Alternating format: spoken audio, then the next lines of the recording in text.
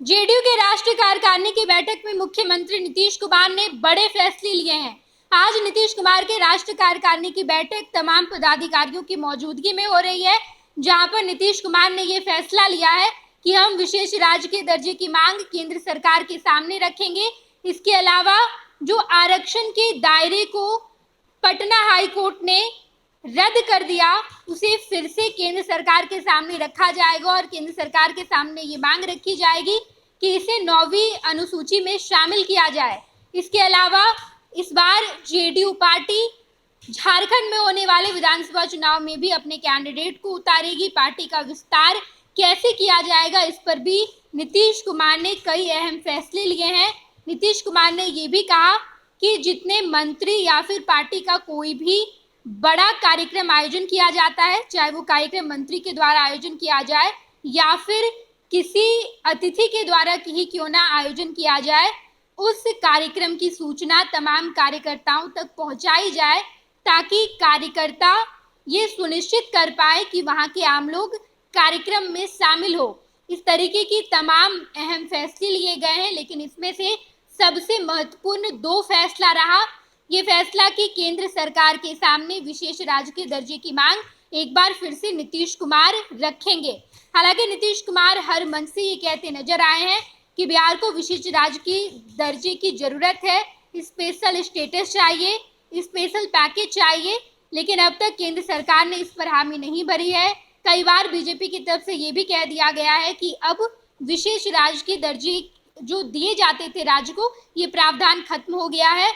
कुछ कह रहे हैं सर, अब हम विशेष राज्य का दर्जा नहीं देंगे, लेकिन इसके बावजूद एनडीए की सरकार बने केंद्र में नीतीश कुमार वहां भी प्रधानमंत्री नरेंद्र मोदी के सामने ये कहते नजर आए थे कि जो भी अपेक्षा तमाम राज्यों की है आपसे, उस अपेक्षा को अब आप पूरा कीजिए। तो एक बार आज राष्ट्रीय कार्यकारिणी की बैठक में नीतीश कुमार ने ये अहम फैसला लिया कि हम केंद्र सरकार के सामने ये मांग रखेंगे कि आप विशेष राज्य के दर्जे बिहार को दे दें। एक बार फिर से स्पेशल स्टेटस की मांग नीतीश कुमार ने रखी है। इसके अलावा झारखंड और महाराष्ट्र में जो विधानसभा चुनाव होंगे, वहां भी जेडीयू अपने कैंडिडेट को उतारेगी। झारखंड में 2024 के नवंबर महीने में चुनाव होना है, इसमें जेडीयू अपने कैंडिडेट उतारेगी और एनडीए के सामने, एनडीए की मीटिंग में बीजेपी के सामने ये मांग रखेगी कि हमें झारखंड में अपने कैंडिडेट उतारने हैं।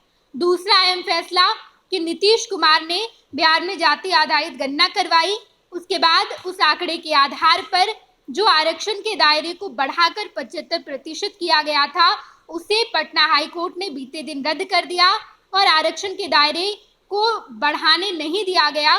इसके बाद ये मांग केंद्र सरकार से नीतीश कुमार रखेंगे कि हम इस आरक्षण के दायरे को कैसे बढ़ाएं, 9वीं अनुसूची में इसे शामिल किया जाए। इस तमाम मांग को नीतीश कुमार केंद्र सरकार के सामने रखने वाले हैं। इसके अलावा बिहार में 2025 में विधानसभा चुनाव होना है, इसके लिए भी पार्टी को किस तरीके से विस्तार किया जाए, क्या रणनीति होगी। इसके अलावा 2024 के लोकसभा चुनाव में पार्टी का किस तरीके का परफॉर्मेंस रहा, कहाँ कमी रही, इस पर भी बड़ी चर्चा हुई है और नीतीश कुमार ने कुल मिलाकर अब तक ये अहम चर्चा किए हैं, अहम फैसला लिया है, लेकिन अब भी बड़े फैसले बाकी है। कार्यकारी अध्यक्ष कौन बनेगा, इस पर भी मुहर लगना है। मनीष वर्मा को बड़ी जिम्मेदारी देनी है।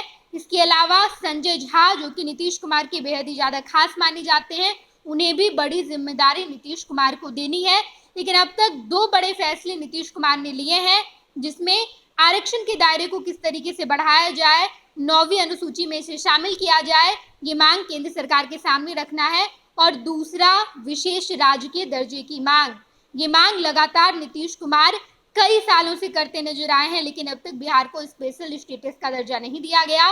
लेकिन अब जब केंद्र में जेडीयू की मुख्य भूमिका है, तो ऐसे में नीतीश कुमार मजबूती से अपनी मांग को बीजेपी के सामने रखेंगे, एनडीए सरकार के सामने रखेंगे और ये चाहेंगे कि बिहार को स्पेशल स्टेटस का दर्जा मिल जाए। देखना दिलचस्प होगा जेडीयू के राष्ट्रीय कार्यकारिणी की बैठक के बाद नीतीश कुमार जब इस फैसले को केंद्र सरकार के सामने रखते हैं, तो क्या केंद्र सरकार इस फैसले को मंजूरी देती है या नहीं।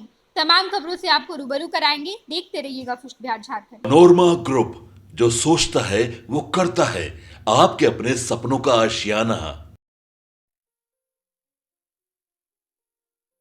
ये लो मुंह मीठा करो, आज मैंने अपना जॉब छोड़ दिया। अब हम पूर्णिया वापस जाएंगे। जॉब छोड़ दिया है? मतलब ये घर कैसे चलेगा? हम करेंगे क्या? और माँ बाबूजी क्या बोलेंगे? इसलिए मैं एक और मिठाई का डब्बा लाया। अपने बिजनेस के लिए लोन अप्रूव हो गया। अरे लोन अप्रूव हो गया वो तो ठीक है, लेकिन पूर्णिया में हम रहेंगे कहाँ? अपना घर भी तो नहीं है वहां। इसलिए तो एक और मिठाई का डब्बा अलग से लाया हूं। हमने पूर्णिया में घर ले लिया है, पूर्णिया के ई होम्स पैनोरमा में। पूर्णिया में पैनोरमा ग्रुप लेकर आए हैं ई होम्स पैनोरमा। बड़ा घर, आलीशान जिंदगी और अत्याधुनिक सुविधाओं के संग। अरे अरे, अब क्यों मुंह मीठा करवा रही हो? क्योंकि हम घर वापसी जो कर रहे हैं। घर वापसी की खुशी पूर्णिया में ई होम्स पैनोरमा के संग। ई homes panorama, luxurious lifestyle redefined.